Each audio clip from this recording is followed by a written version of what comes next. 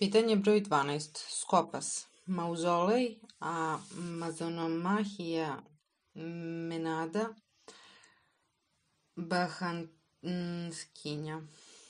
Potiče iz porodice koja je dala nekoliko vajara. Radio je u bronzi i mermeru.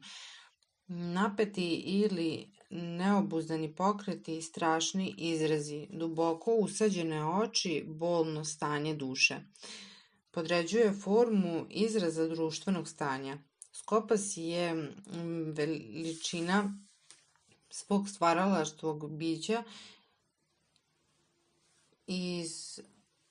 slio u prikazivanju patosa, dubokog, teškog, bolnog stanja duše koja pati izgledom lica, očiju i usta. Broj pitanje 12. Skopas. 2 puta.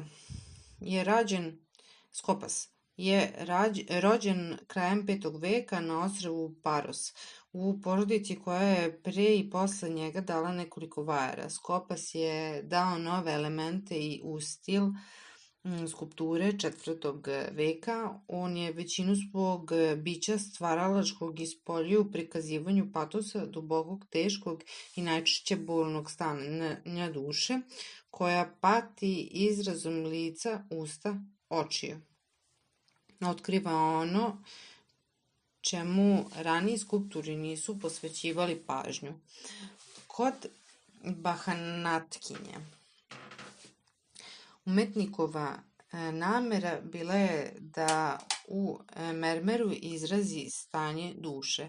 Skopas je to prikazao ne samo pokretom tela, kao kod poznate Bahanatkinje, zanesene strašnom igrom koja je vodi, kao i Menadu do stanja ekstaze, nego načinom kojim je tretirao lik svojih figura u kome je svu pažnju posvetio izrazu njegovog psihološkog stanja. Verovatno da je Skopas bio autor Amazonomahije, čije figure, naročito žena, podsećaju na Bahanatkinje.